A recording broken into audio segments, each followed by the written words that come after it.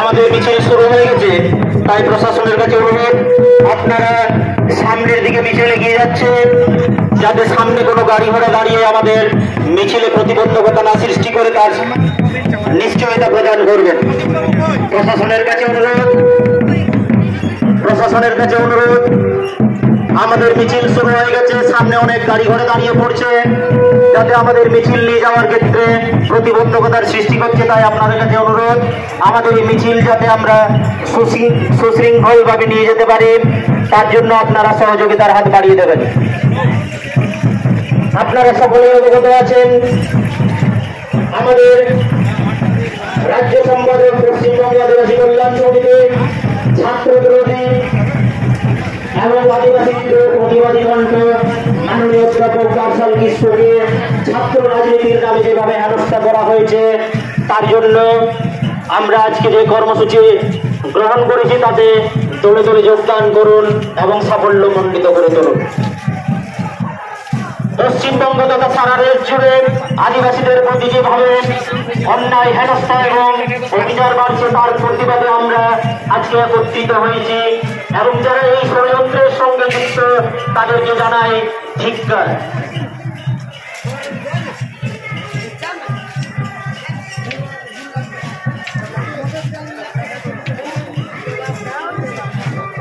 ছাত্র রাজনীতির নামে অধ্যাপক কারসাল কিস্কুকে হেনস্থা করা হলো, প্রশাসন জবাবদার। ছাত্র রাজনীতির নামে অধ্যাপক কারসাল কিস্কুকে হেনস্থা করা হলো,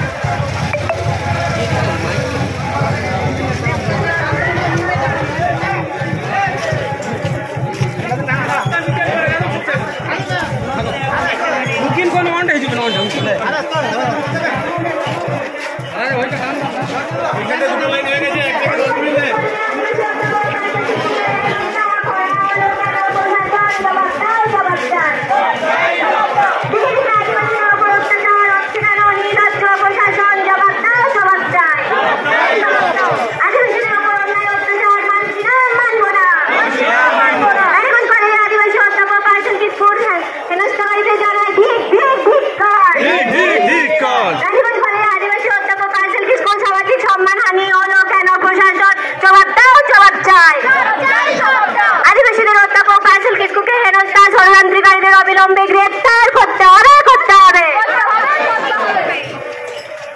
যাদের মধ্যে রানীগঞ্জ কলেজে ছাত্রদের গুন্ডাগিরি, তাদের জানায় ধিক্কার।